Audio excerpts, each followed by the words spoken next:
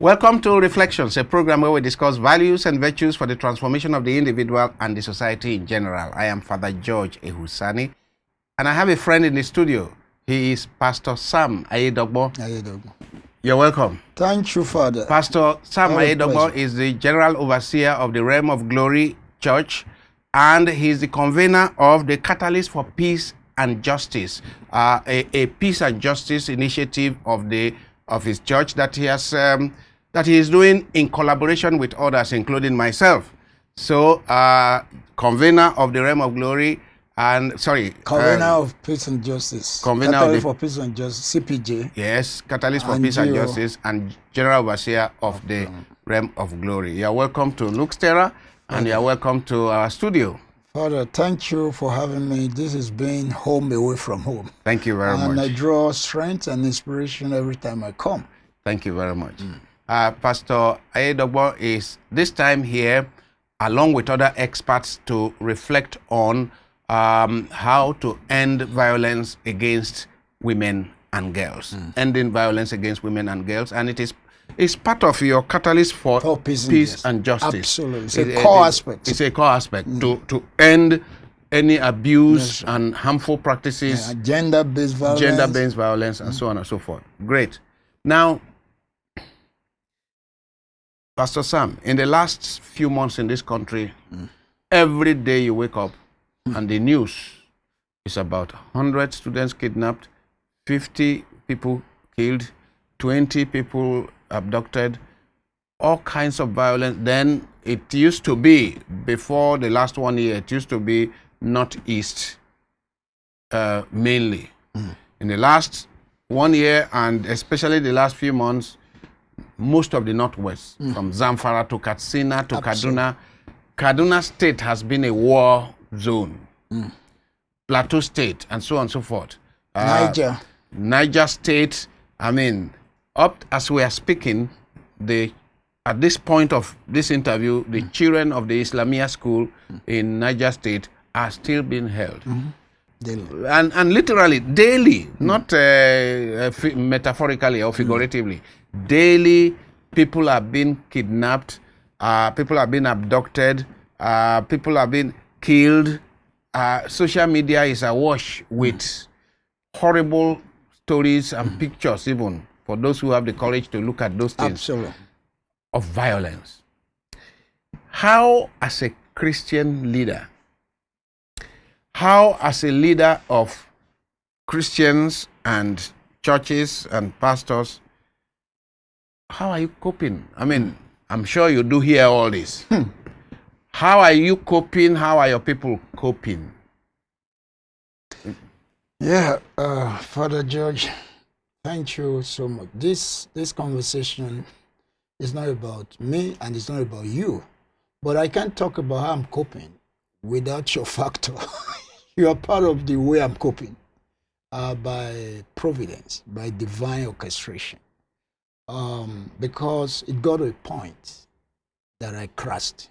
You crashed? I crashed. Like many of us, you know. Yeah. And that was December specifically, after the end-size crisis of October 2020.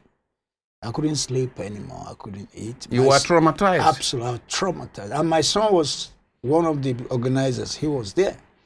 And so I was just following the whole event. I didn't know it has gotten so much into me. You. Yeah, so I couldn't eat. So my immunity dropped, and then by December, there was no certainty I was going to survive. So not only were you psychologically affected, emotionally affected, it was affecting you physically. It affected my health. The mind-body connection began to show perfectly. Yeah. But I've been with you and you've helped me psychologically. Is that so? And we're still going to get to your psychospiritual institute. And you know some of those aspects that should be confidential. So that's why I said there's no way I'm going to talk about how I'm coping without you coming. And the privilege of being able to call anytime and just be open and all of that. Initially, I was trying to live in denial. I thought the best the best approach was to insulate myself and numb myself, and stop listening. Stop watching news. Absolutely, and pretend I will have my sanity. Ignorance is bliss. Enjoy the bliss of ignorance. Thank you. So, and you are also a media guru. You have summarized it so much. So I tried that, and it didn't work. It didn't work. The shock of all of those occurrences, which are happening faster than the media can capture. Correct. And now the media is being gagged they're being told, don't even report everything you have. Yes. And choose your words. More things are happening than the media can carry. Absolutely. And yet, the media one they can carry, they're told not to carry everything. Wow. So I got a point. So I said, okay, it's better I should just be enjoying the joy of the Lord. You did a program about the joy of the gospel. The joy of the gospel and all of that. And then this horrific happening, of course, came to my room and said, you can't hide. And one of the soldiers that was shot in Borno happened to be a baby that I dedicated. Oh. And a Sunday before I got the report, he was shot and was left dead. They thought he was dead. He was in a pool of blood by the Boko Haram.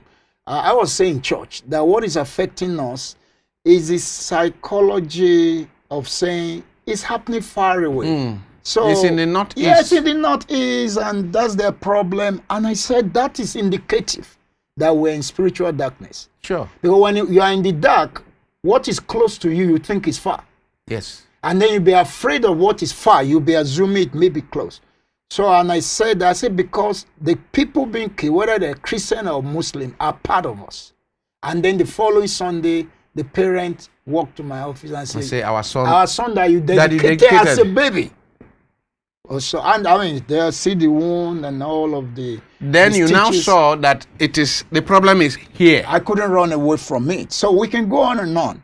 So the trauma, it sometimes it challenges one's spirituality, because you begin to say, God, we have been calling. Where are you? Pastor Sam, what you are saying now is, when I began this interview and asked you, I was thinking that we were going to discuss your responses to traumatize people in your church. But you are telling me that you yourself... I'm a chief patient. Right. So it challenged faith. So it created the crisis of faith for me, because you only minister from what God has ministered to you from your experience. It's not that we drop from heaven. Yes. And we are part of this. We're part of it. So that's where I'm able to understand what my people are going through. Yes. So I realize everything I'm going through is just a little part of what they are going through, because I'm more privileged. Yes. The type of relationship and connection I have, they don't. Yes. And the privileges. And my wife used to say to me, you have to know that there's what we're enjoying that our parishioners are not enjoying. Correct. So I now knew that their problem is more than what I was experiencing. Yes. Because I have some buffer. Absolutely. Yes. Absolutely. And so their problem was, some people now begin to wonder, does God still answer prayer? Their faith is being challenged. Of course, economy is crushed. I mean, people that used to be supportive are not able to help themselves. We have to help them to feed, Father. Thank you. We have to help them to feed. Except you want to be, what do you call it now? Insensitive. You're either a shepherd or a hireling. A hireling, okay. Yeah. If you want to be a hireling, then you won't feel the sheep. No, you won't feel. Pope Francis says that pastors must smell the sheep. Oh my goodness. They must smell the sheep. Absolutely. To show that they are with the sheep. Yeah. They must smell. And they were originally part of the sheep. That's where they were picked But if from. you are a hireling, you may not smell the sheep. Yeah, so you can tell them, you better find how to take care of yourself. I'm secured and I have plan B to Z, or whatever. So I know what the flock is going through by this process. And I have to say, how do I help their faith with my messages to say, it doesn't matter how dark it is here.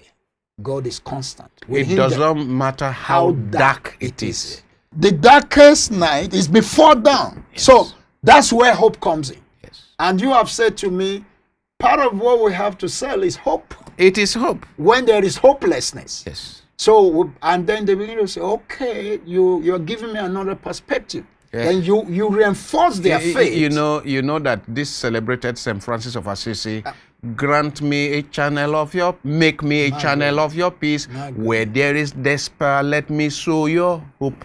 You see, let me bring your hope where there is despair. Those are saints whose impact transcends generations. Yes. So, all of us who are Christian leaders, both clerics and lay people, all of us are supposed to be champions of Christian hope. Absolutely. In the midst of this darkness. Absolutely. And when we experience that hope and embrace and hold tight to that hope, regardless of all that is happening and the variables, we can extend it beyond the Christian world. Of course. Through our initiative, which should be means of bridge building to society, to connect them and to say, hey, it's dark, it's ruthless out there, there is injustice, there is insensitivity of people in power, but God is God.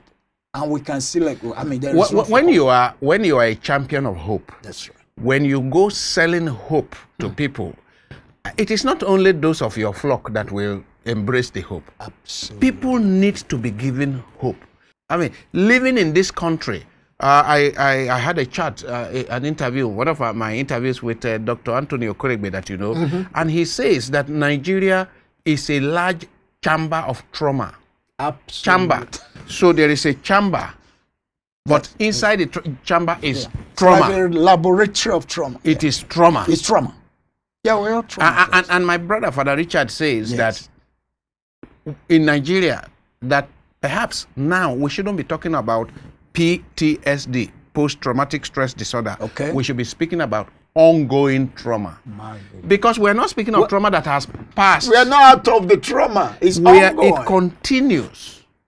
So, and then you, who are a church leader now, and people look up to you. People look up to you.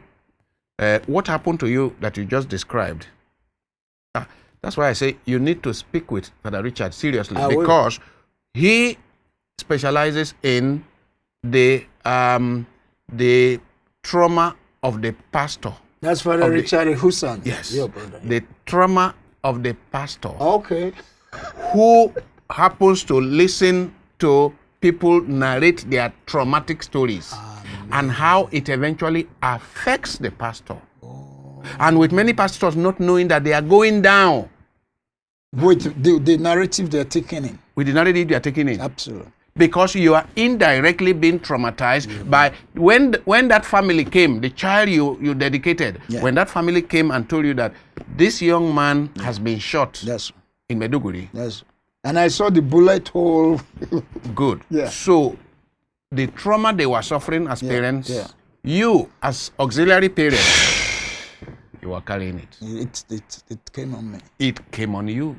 Yeah. Not to talk of the fact that your son, who was part of NSAS, was being traumatized with what happened on October 20th. He missed that night of the shooting. That was the only night he missed. He would have been there. Yes. So it means that what your son was suffering because of what has happened to his colleagues, that's right, you are also carrying. Absolutely. Absolutely. So apart from watching the news, apart from hearing what is happening all over the place, in your house, you are traumatized. So is my wife and everybody, and we can go on and on. So that's why I said to talk about how I'm helping people to cope, I have to tell you first how I'm coping. And it's just been the grace and the mercy of God. And I think God arranges strategic relationship. Somewhere in the book of Malachi says that in the last days, in the climax of the ages, that those who fear God, we need to speak to one another often. That's what is called networking. that's what modern leadership gurus call networking. He says they need to speak to one another often, because he said then people will be saying, where is justice? Where is God? Where is it? Those who fear God, if they don't speak to one another, and Hebrew reaffirmed that. He said we should exhort one another daily. Every day we wake up and say, it's another day. Yes. If we don't, there are things that are happening to bring us down. Yes. But it's compounded when you are receiving attitude of indifference or numbness. Dr. Tony that you spoke with, yes, we're in the same hotel. and in the same team. Yeah, you have had the chat, workshop. yes. So we had the chat, and he was telling me this, and we said the point is that even our political elites and the political leadership in this country, they are having mental health issues. Whether they were traumatized or other issues contributed. Tell me, Yeah. who is not having mental issues in Nigeria? We're at different stages of the spectrum. It's a Some are spectrum. at the point of suicide. Some are the point that they should be, they should just be carried to Yaba Psychiatric Hospital. Absolutely. Others need to be chatted with. Absolutely. But every Nigerian is at one stage or the other in the mental ill health spectrum. Because if you are living in denial, that's part of it. That is, If you are numb and in sense it doesn't bother you anymore, yes. that's That's it's part a of the problem. symptom. Yes. It's a symptom. If, for example, you are able to carry on, Yeah, as if nothing is and happening. go dance around and That's go whatever, it's an evidence that There's problem. you are, and to live in denial is a mental illness. Absolutely. And thank you, through reflection and all other initiatives, for keeping these issues at the front burner. I mean, by the grace of God, we have to. In your homilies, in your poems, in your writings. By the way, you can't be an authority without being an author. So that's why I'm not flattering when I say I get back to the poems, get back to the books, and then the homilies, the reflection with different guests, and you just keep bringing this and telling us we must bring the authentic, balanced gospel. If we don't, we are destroying the possibility of the world embracing in a permanent manner the message of the gospel. Because you see, you can fool some of the people some of the time, but you cannot fool all the people all of the time. Absolutely. So, at this time, if there was ever a time that we really need the authentic gospel, this is the time. This is the time. Because we are on the verge of a total loss of hope. And if we continue the way we were before, especially if some of our brothers and sisters continue commercial gospel. Yeah, commercial gospel, the gospel of prosperity. People's eyes will be open. Absolutely. I mean, people's eyes are being opened. people's eyes are being open, and they are going to say no, because this is the time of the gospel of service. This is a time of preaching the authentic gospel of service, That's right. of humility, of commitment to the common good. So, if everything were going on well, if we were Sweden or Denmark, Absolutely. then we focus on just go to heaven. That's right. That is in place. Everything is working. Yeah. Then we remind them that please, so you need. It's so good, but this is not But their this is not it's very good here, but please remember heaven. That's right. But when things are the way it is today, I have a German friend. He called me last week. He said he's hearing all that is going on in Nigeria. And he said actually, he was making a joke. He said he really, really believes that Nigeria, because he was here, he worked in the German embassy in Nigeria. Correct. He says that Nigerians are having some of their hell now. Absolutely. So that if God is to be fair, what he says, if God is to be fair, that few Nigerians should go to the other hell because he considers this one. Father, did you hear the comedy that people died and went to hell? And they wanted to call home, call their family. They were given the privilege. Yes. And they were making call, the American call, and it was giving the bill. Yes. The Europeans call, they were giving the bill. Their bill was very exorbitant. Yes. And when the Nigerian called, It was local call. it was local. So the brother who protested that why is his own cousin so little? And they said he's making local call. to home from sad. I mean, a sad comedy, sad commentary on our situation. Absolutely. But back to what we are discussing.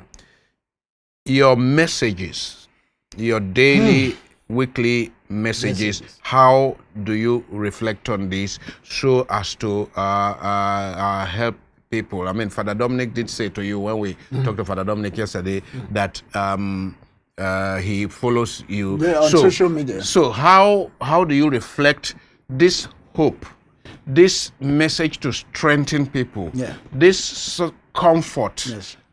compassion. Yeah. Absolutely. You've spoken about the authentic gospel, and the authentic gospel is directly opposite of Of the prosperity gospel. prosperity gospel, which is Christianity without cross. You know, when you remove the cross from Christianity, you It's can empty. imagine, aha. It's empty. But with the cross, you realize that this is, by reason of incarnation, this is God in human flesh who suffered the worst injustice for no fault of his, and was embracing the cross as the will of God. And he didn't feel that it wasn't prospering, so because he didn't have faith or he's not godly, he knew this is the will of God. Yes. And had hope and assurance of resurrection. So the challenge of not preaching the authentic gospel is that, like you said, you are giving a fraud to people and you end up offering them nothing. So what I try to do is to let them know, yeah, everything we're experiencing, God has a hand. He has a hand, is aware. As a matter of fact, the devil is not the one calling the shot. He can only go as far as God permits him. And God is going to use the darkness as a backdrop to reflect his glory, to reflect the light.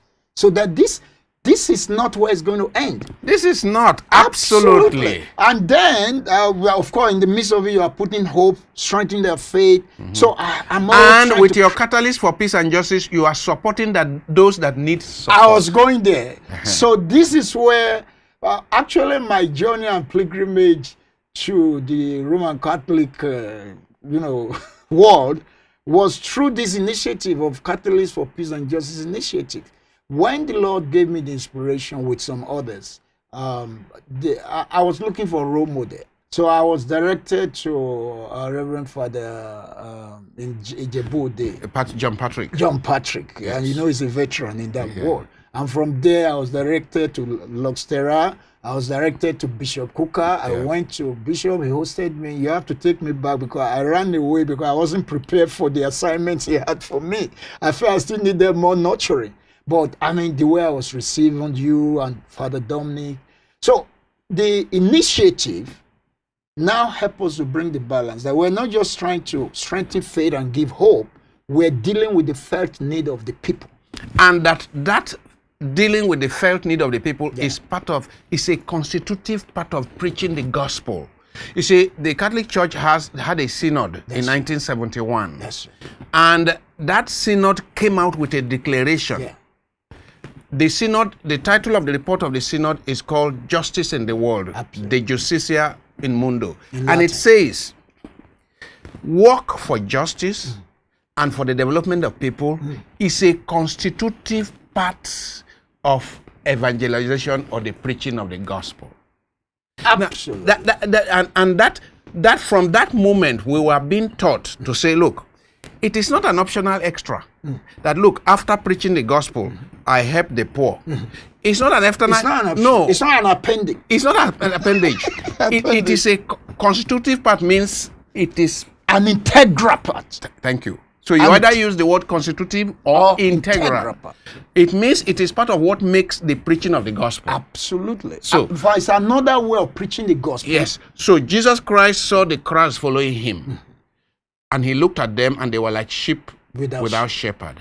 He set at length to teach them, and when they were hungry, he fed them. It's part of it. Whether he was teaching or feeding them, He was communicating. He was doing the Absolutely. godly work. Absolutely. Good. So you go to church, your church, and you preach Yeah. about godliness, about heaven, about whatever. And then you come out of church and they tell you, oh, this woman lost her husband That's and whatever. And you reach out to support. If you can't support yourself, you call for help. There are And you children support. that can't feed everywhere, displaced All people. that you are doing one work. It's one work. It's one work. It's one. So you're preaching in the realm of glory. Yeah. Your work in catalyst for peace and justice. CPJ, yeah. It is one. You can't separate it. That's what I'm realizing more. And then when I came around, every time I come around and you don't hold back, you just showcase, you just show me everything that you are doing. And of course, you don't blow your trumpet, since they say it's empty barrel that make the loudest noise. For me, it's like a pilgrimage. Then I told my wife yesterday, after the session I said, we're on track. I said, oh, now I realize nothing's wrong with us. No, absolutely. Whether we're adopting children that are abandoned, absolutely, or whatever we're doing. So I say to people that when Jesus said, the Spirit of the Lord is upon me to preach the gospel. See the things he said. Yeah, the Spirit of the Lord is upon me here. He has sent me to preach the gospel, to preach the good news to the poor, to open the eyes of the blind, and bind the brokenhearted. Bind the brokenhearted, to liberate the captives. The captive. So if your son was involved in the NSAS protest, or in the kidnapped kids, if he's one of the people kidnapped, then it means he was part of doing the work of Jesus to liberate captives. Well, okay. So he was doing the ministry of Jesus. He was doing part of your ministry. It's part of your ministry he was doing there. Absolutely. On this note, we need to bring this segment of our discussion to an end. I have been speaking with Pastor Sam Ayedogbon, General Overseer of the Realm of Glory Church. He has branches in Lagos, branches in Abuja, and all over the place. We shall meet again and discuss some more. There's a lot to discuss for the furtherance of peace in our country. I'm inspired. I'm strengthened. Thank you for that. Thank you very much. Thank you.